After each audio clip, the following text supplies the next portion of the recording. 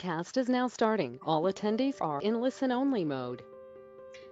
Good afternoon and welcome to Lost in Space, a GoPlan webinar on the benefits of consolidation. We're going to be discussing misplaced and lost accounts, how to prevent it, and how to fix it if it already happened to you. So let's talk. So how do we lose stuff in the first place? Well, obviously we all know life is busy, and whether you consider yourself organized or disorganized, no one's immune to the occasional chaos or life events that can lead to things getting lost in the shuffle.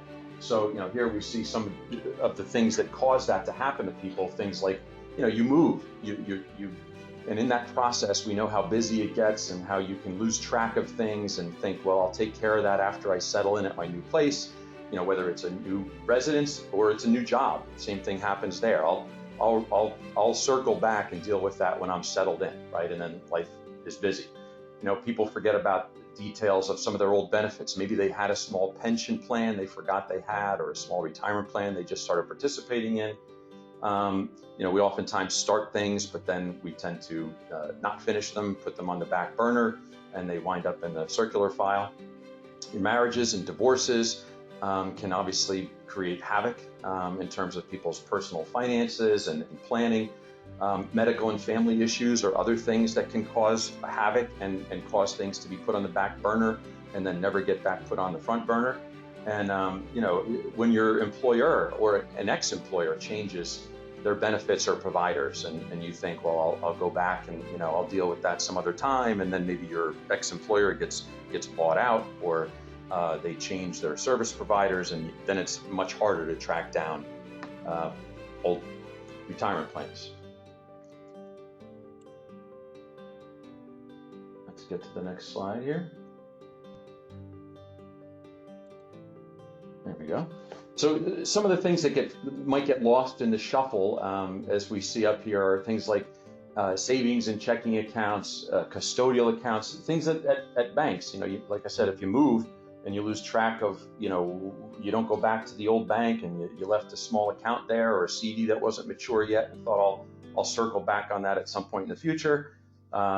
Retirement accounts, a 401k, 403b, a pension, as I already mentioned, a 529 plan, a relative started for a kid and then you forgot about it and you started your own. This happens a lot. Credit cards, people tend to forget sometimes that they had a card opened with whether it's an individual store card or a card they don't use anymore. Life insurance policies, this is a big one. We see this a lot. People buy a life insurance policy and then don't tell their family members about it. They get old, forget about it, or they get old and pass away and no one else knew about it. Those things get lost. And then of course, important papers, things like your will and your living will and healthcare and durable powers, those are all things that often get lost in the shuffle. So, Jim Hiles, tell us how to get organized. Sounds like a confession, Jim D. None of this has ever happened to me. None of this happens to us. I've heard about it. You've heard about this, yeah. So part of the financial game is it's complicated and there's a lot going on, as Jim was just talking about. So what do? You try to get organized. I think I still carry a notebook around and kind of keep my notes in, but people try to put things in three-ring binders and different ways of filing systems in the house, and believe me, we've tried them too. And then you end up. I got a box. I confession right here. I got a box. I throw stuff in, and I want to get to it. Sometimes I do, and sometimes I don't. And sometimes these are things of value that get kind of stuck in below the pile, out of sight, out of mind.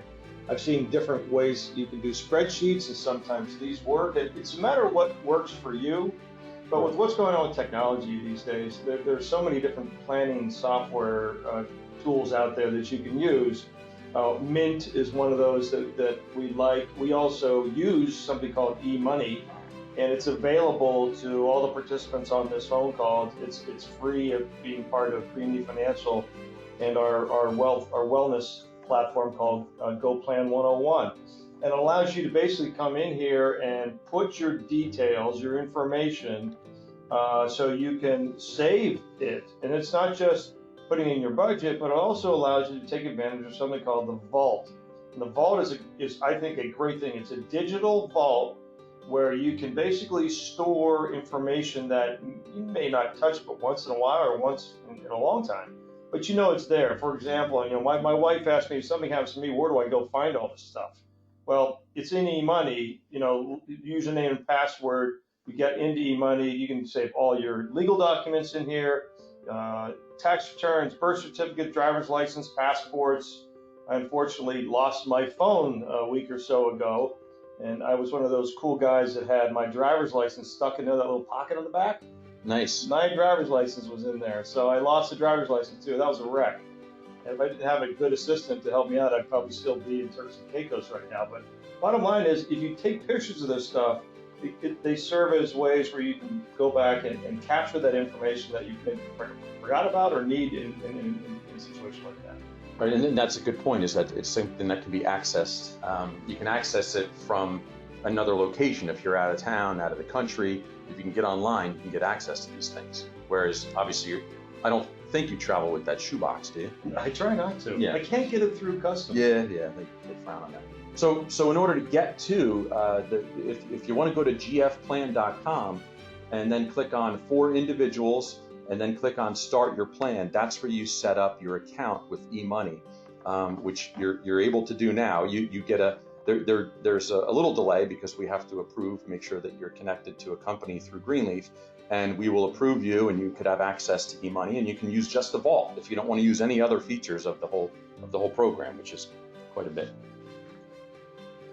So we figured one of the things that we should mention right now, based on where rates are, and one of the things that we also hear a lot from people is, oh yeah, I really need to do that, or I've been meaning to do that. So we thought, we should at least talk about interest rates and mortgage rates just a little bit right here, because they're basically as low as we've ever seen them. That we were saying that a few months ago, and now we're saying it that they're probably as low as they could be, pretty darn close.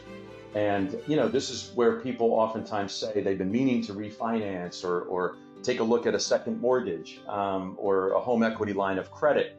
There are many reasons people do that.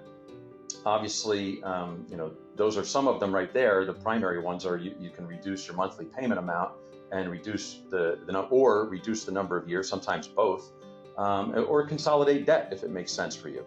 But as long as you're not refinancing, a credit card debt into a 30-year loan, which we don't think is a great idea. But well, I think the point is, like, okay, quick quiz. What rate is your mortgage right now, and how many years do you have left to pay on it? Right. I don't know. Yeah. So that's exactly what we mean. It's like get the stuff out there where you have some place to go find it. So when this opportunity comes up, you can move on. Right. It's part of being organized. And a lot of the reasons people don't do it is because they don't have the information they need handy to easily apply for a refinance. And we also figured, obviously, with rates being as low as they are, we should talk about credit cards and consumer debt. So if we take a look at here from one of our partners, Cambridge Credit Counselors, you may be able to, if you're struggling with high credit card debt or other consumer debt, it's a good time to see if you might be able to get some relief. And this is available through, if you look at GoPlan101.com, our other website that's for financial wellness. This is a typical Cambridge client savings on somebody who has, say, 5 credit cards with a total amount of $15,000 on them. Most people, that interest rate of 18% is probably low in terms of what a lot of people are paying on credit card debt, despite how low rates are right now.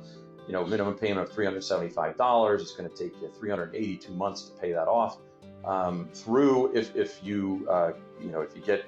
There's a free counseling session with them, and if it turns out that it makes sense for you, you potentially could get your rate down to 8%. In this example, obviously reducing your monthly payment, but also look at the number of months to pay off the debt and what that total savings is. So it's worth looking at. And again, it's one of those things people say, I've been meaning to do that. You know what? If you've been procrastinating, congratulations, it's paid off. Rates are as low as they've ever been. So now's a good time. So we've talked a little bit about GoPlan 101. This is a financial wellness site. It is available to you. Take advantage of it. So if you want to actually go and find someplace and talk to somebody about your mortgages or your credit card debt or even your student loans, go to GoPlan 101 and click on this icon, and you'll dive right into, a little deeper a resource center where you can talk to somebody, either a mortgage consultant in this case or a credit card debt specialist, to help with your student loans as well. So it gives you some opportunities, some resources. Just go start talking to people about what you can do. That's really what the whole point of this message is. Right. And if you don't even want to go that far, at the end we have our contact information on this. So feel free to call us, and we'll try to steer you in the right direction. So now let's talk a little bit about what happens when people lose track of accounts and what they call unclaimed property. So here, according to the National Association of Unclaimed Property Administrators, there are tens of billions of dollars in unclaimed property floating around out there in the world, and over 3 billion is returned to the proper owners every year. But on the other hand, another 7 billion new is added, so we're plus 4 billion. Quick math there, every year. So tens of billions is probably lowball number. There could be literally. Is that like $1 million per person per year? we're not getting into that. Not getting into that.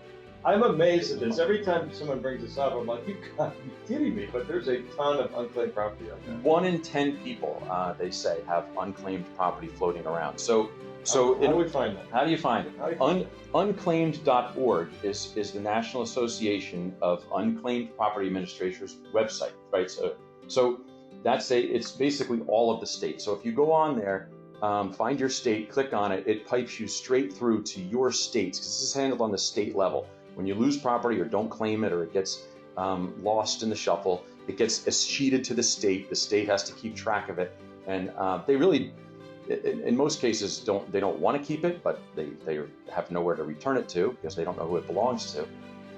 And according to the association, these are the kind of things that are floating around and get escheated to the state. Obviously, bank accounts, checking, savings, CDs, believe it or not, stocks, and uncashed dividend, or even payroll checks. People move and they leave that last check behind.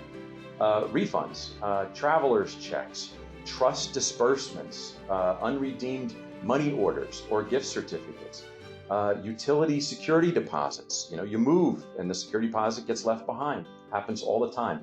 Contents of safe deposit boxes, insurance payments or refunds, life insurance policies I mentioned earlier, annuities, and old retirement plans, which we're going to talk a little bit more about. If it only did like gift cards and my hotel points, that'd be great. Unused gift cards. No, that's a high profit for Starbucks in my kids' world. You'd be amazed. I had stuff on here when we went and looked at it. I had stuff on here. I had no idea. Right. And I don't know how much it was, a couple $100 anyway, but it's like free money. Yep. And relatives, oftentimes, you start looking for relatives who forgot things, especially old timers with dividends, right?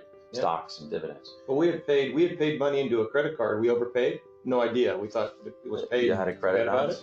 Had a credit balance. We never knew it was out there. If only they paid the rates they charged. So anyway, we were going to talk about old retirement plans. Why we are not fans of leaving an old retirement plan behind is here's a couple of statistics. Americans lost track of $7.7 billion worth of retirement savings in 1 year, 2015 alone, by accidentally and unknowingly abandoning their 401k. That's from the USA Today. You can see the date. And Aon Hewitt has estimated that as many as 30% of pension accounts may fall into the lost category. That's an amazing number. So those two numbers, between 401ks and pension accounts, people leaving them behind, assuming at some point they're going to circle back and deal with it, and it doesn't happen. Or just forget about it. Or the problem is they leave a job and there's an account value in the 401k. And I'm not looking in the mirror right now, but there was a situation where I found one of those too. It happens. Yep, it happens. So and as we said up top, life gets busy. So if this is happening to you, you're not even close to a loan, right? I mean, they're saying almost a third of the pension accounts that exist fall into the lost category. So that's we were pretty amazed by those numbers. So the benefits of merging old retirement accounts, we thought we should talk about that a little bit.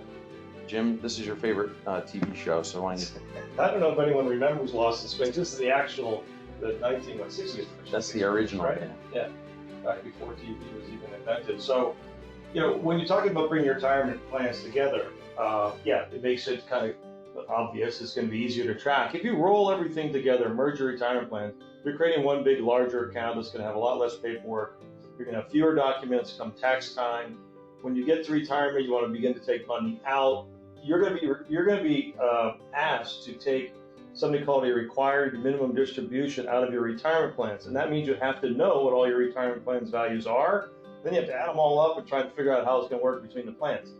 Roll it all up into one. It's a heck of a lot easier to deal with these required minimum distributions, so you don't miss any of them. If you miss a required minimum distribution because you don't know where an IRA is or something like that, then you're going to get penalized. The penalties are 50%, so it's a pretty big penalty. It's a stiff penalty. Yeah, you don't want to mess with that. So simpler, yes, this is obviously simpler for the family and beneficiaries, because the other thing that happens with IRAs and retirement plans are beneficiary designations. So one of these interesting assets that actually within themselves direct where the assets go if somebody were to become disabled or die. So if you had it in one versus 3 different beneficiary patterns and 3 different plans, it's going to go all over the place. Right. So this is how you can sort of keep it together and coordinate it. That's a big one. We see marriages, divorces, and remarriages with an old plan that nobody ever went back and changed beneficiaries because they haven't worked there in 10 or 20 years. Those kind of stories crop up all the time. Yeah. So we realize that no one intends to lose track of accounts, right? But we also realize that this is not second nature to a lot of the people that are on this webinar, or people in general. And what I've found is a lot of times people they don't even realize that they have an option of moving their old plan into an IRA, or called a rollover, or rolling your old plan into your current employer's plan, if the plan allows it, and most do. But it's really pretty simple, to do a rollover. Basically, it's not a taxable event. It's not a distribution. What you don't want is a check made payable to you, and then try to find a place to deposit it to a new IRA. What you want to do is open an IRA, then contact your old employer and let them know that you want to roll over your 401k or your 403b or whatever type of retirement plan you have into an IRA, and then the check gets made payable to the new custodian, not to you personally. Right, there's no withholding on that or anything of that, if you do it right. Right. And once you get the money in an IRA, you have the world as your oyster when it comes to investments. You can invest pretty much in anything available in the marketplace. You can probably get the same or similar funds from the retirement plan, but you can also invest into literally, most retirement plans have a limited menu of fund choices. Now you can invest in all different kinds of things that make sense for you at the time. Right. So if you go to a bank, this is another, I've heard this a lot in my career. People thought an IRA was a bank CD. Right? They literally thought if they said I was going to go to the bank and open up an IRA, the only option was an IRA CD. Obviously, an IRA is an individual retirement account, and you can invest in pretty much anything, as Jim was just saying, that you can invest in a regular investment account. You can invest in an IRA. Yeah, one of the things, just as a side note, it's March 10th, and interest rates are at all-time historic lows. I imagine CD rates aren't paying much right now. Right. So you've got a lot more choices to consider out there, considering what's going on in the market today. So, opening the IRA is a paperwork thing that should allow you over time to consolidate. We're all going to probably end up having an IRA, and we're all going to probably want to have one IRA when we retire. That's generally how it works. It's just easier to manage. Consolidation is definitely key when people get into their golden years. First of all, you don't want to deal with too many different accounts. We've talked about this before. There's something called cognitive decline. People are not as sharp, like it, believe it or not, as you get into your golden years. So it's just a lot easier to keep track of one account statement, one firm. So in summary, what we should do first is organize our finances and your important documents. We showed you some ways to do that up front in the presentation. Obviously now is also a great time to review mortgage and other debts. And we also showed you a little bit about how to search for lost money. So get in there and see if there's any buried treasure around. and also old retirement accounts, and consider rolling those over to either an IRA or your current employer's plan. Yeah, we can help you with this. We work with a number of custodians. So if you're looking to figure out how to get your money rolled out of an old retirement plan, we can open up accounts with Fidelity or Schwab or Betterment or really a number of custodians. So if you just need help trying to say, okay, what do I do with this thing and where do I go with it? We're here to help you do that. Or you can go to GoPlan 101. There's a lot of information in there. You can read some articles. There's also a number of videos you can look at. So take advantage of GoPlan 101 as a resource. Great. And remember to join us for our next webinar. The robots are coming, where we're going to talk about financial technology or fintech and where it is today, where we think it's headed, how you might be able to use it in your own life to help organize financially. That'll be Tuesday, April 14th at 2 p.m. Great. Thank Thanks. you.